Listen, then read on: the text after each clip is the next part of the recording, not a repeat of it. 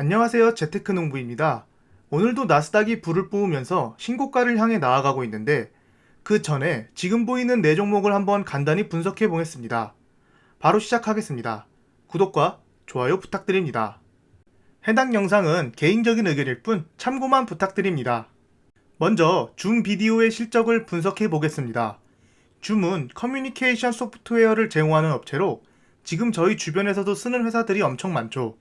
핸드폰, 데스크탑, 전화기 등을 사용해 회의에 참여할 수 있으며 클라우드 서비스도 제공하고 있습니다.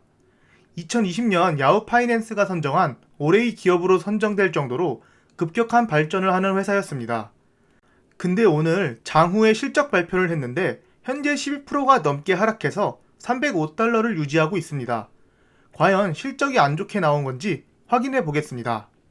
먼저 전체적인 실적 자료를 보면 작년 코로나 이후 매출과 주당 순이익이 급격히 증가한 것을 볼 수 있습니다.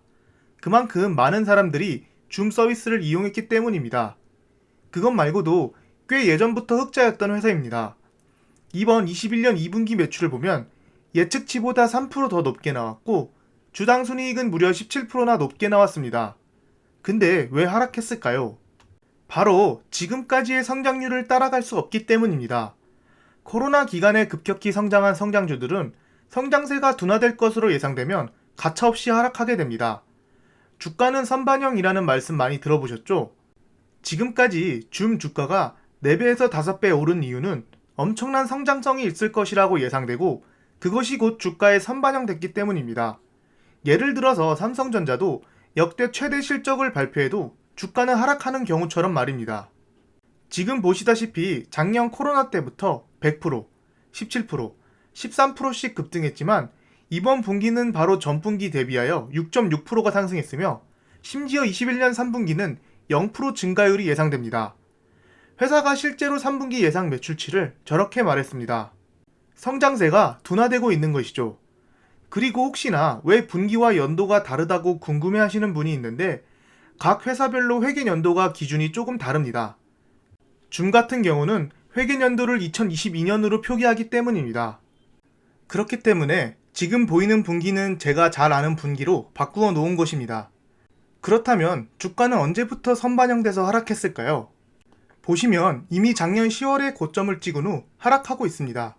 매출이 100% 증가했을 때 어느 정도 이 매출 증가율을 따라갈 것이다 생각하면서 관성 효과에 따라 주가가 올라갔으며 백신이 나온다는 뉴스와 코로나가 잠잠해진다는 작년 말 소식에 따라서 줌 주가가 하락하기 시작했습니다. 코로나 수혜가 끝나감에 따라 줌의 성장률이 낮아질 것이라 예상한 것이죠. 100% 상승 이후 17%, 13%, 8%, 6.6%로 점점 줄어들면서 주가도 점점 저점을 찍고 있습니다. 특히 지표들을 보면 더 정확히 알 수 있습니다.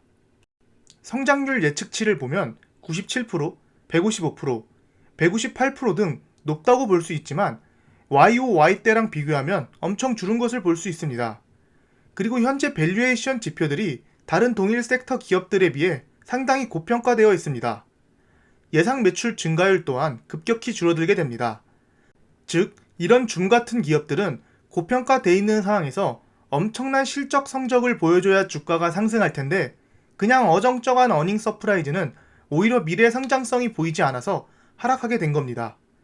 만약 구독자분들께서도 이런 급성장한 성장률을 가지고 계실 경우 항상 실적과 지표들을 분석해서 성장률이 둔화될 것으로 예상되면 어느 정도 정리하는 것도 나쁘지 않은 투자 방법인 듯 합니다.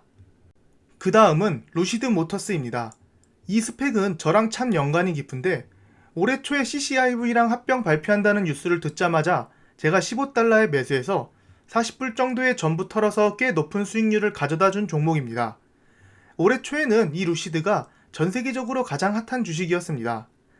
그 당시에는 스펙은 정보만 빨랐어도 이런 주식들을 쉽게 매수할 수 있었긴 한데 요즘은 스펙 관심이 많이 줄어서 좋은 종목들도 많이 떨어져 있는 상태입니다.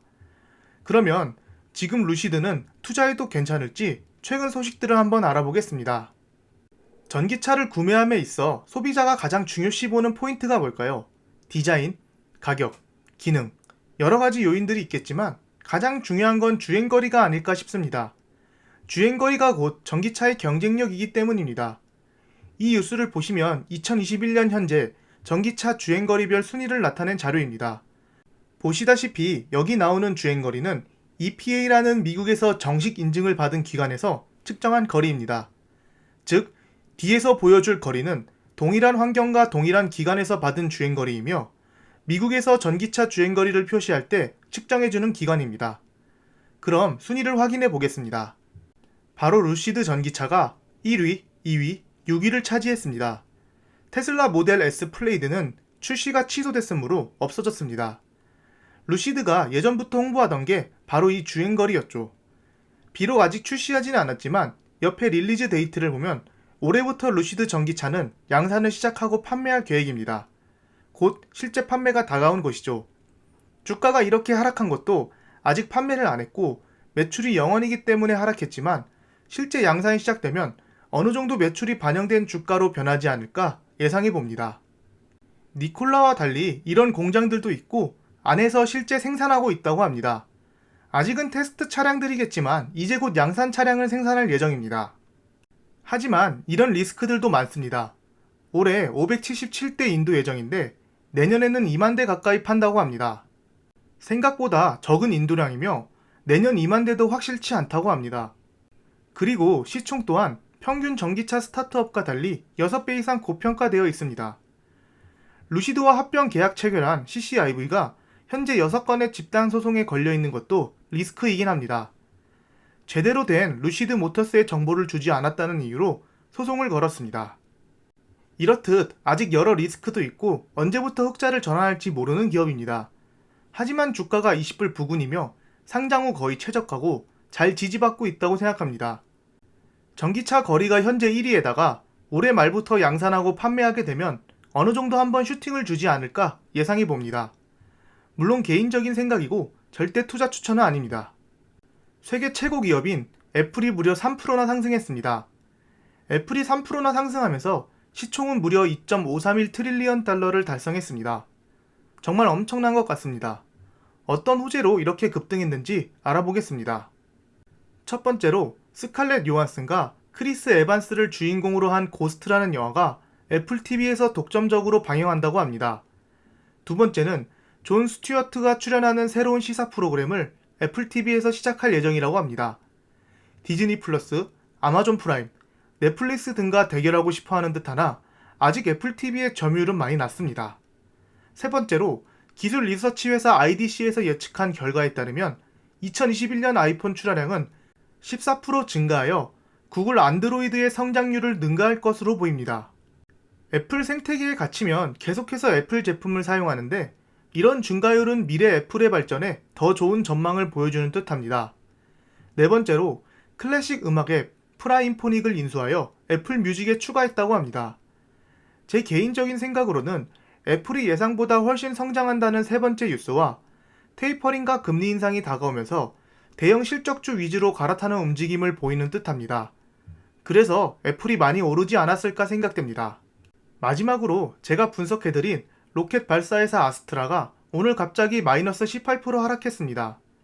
아스트라는 합병 후 최대 17달러까지 올라갔지만 다시 8달러 부근까지 가는 등 엄청난 주가 변화를 보여줬습니다.